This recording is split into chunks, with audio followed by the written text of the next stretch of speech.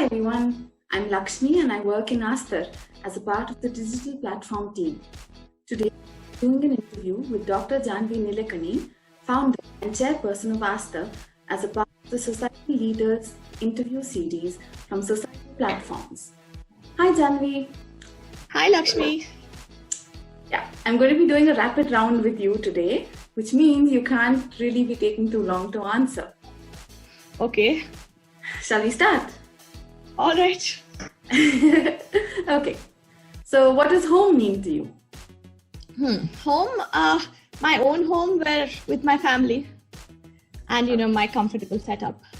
Okay. I think. And how do you end a hard day? A hot shower and a book, if Okay. I get the opportunity, if my kids sleep.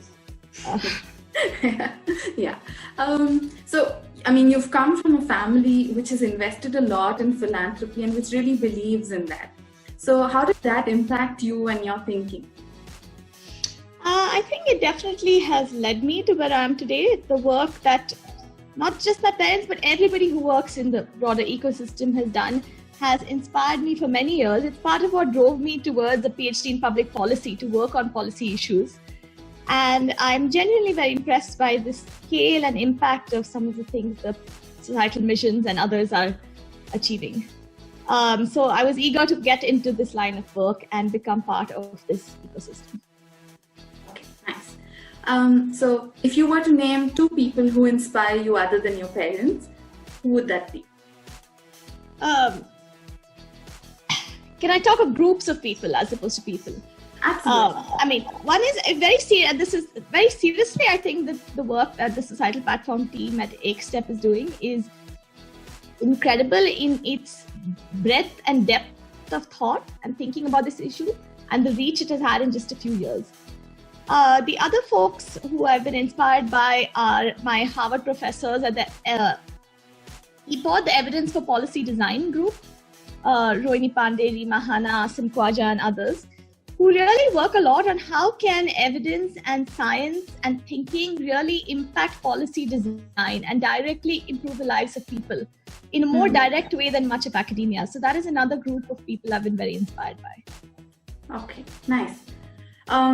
So was there one defining moment when you realized that you wanted to dedicate all of your energy and money and time into maternal health as against another?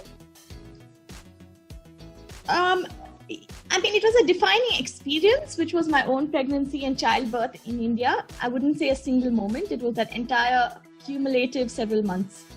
Nice. And when I was reflecting on what to do next, I really felt inspired to move to this from what I was previously working on evolution, which also matters a lot. Yeah, sure. So one book that you would recommend to everyone and why? Everyone. As in a book that has touched your heart and you feel like everyone should read it. There's a book called Major Pettigrew's Last Stand by, I think, Helen Simpson. It's set in modern day Britain and it's a novel, a contemporary novel. The interplay between like a retired traditional British colonel and an elderly Pakistani immigrant widow and their life in that village, and it's a really enjoyable and fun read, and which appeals to like a whole range. Nice. So what's the one attribute you look for while hiring? I'm extremely interested to know.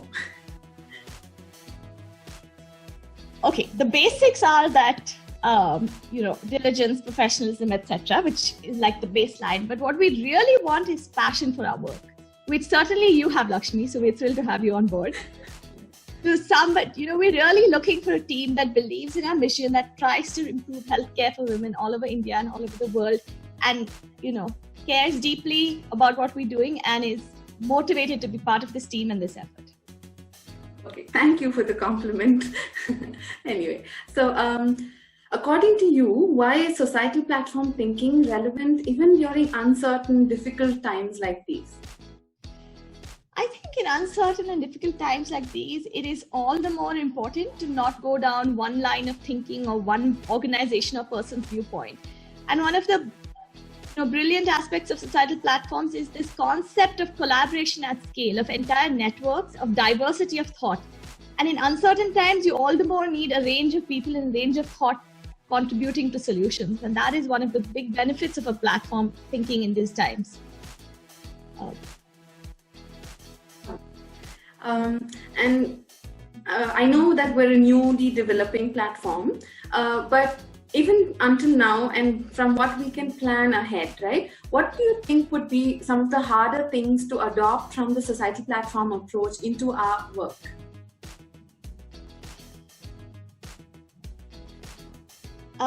Some of the theory, to be honest, I still struggle, I think, to understand the full potential of the societal platform thinking. And I don't think we've necessarily incorporated all the potential of it into our work yet. Certainly I don't think we have co-creation, I feel, is something we kind of struggle with. And even to get partners to really understand and accept the idea that we are not a vendor, or we don't want to just give you a solution. We genuinely want to co-create it with you. That, I think, is a particular thing I'd highlight as being a challenge. Yeah. Can you name one societal platform or mission that you would like to learn more from? The last mile people in Liberia.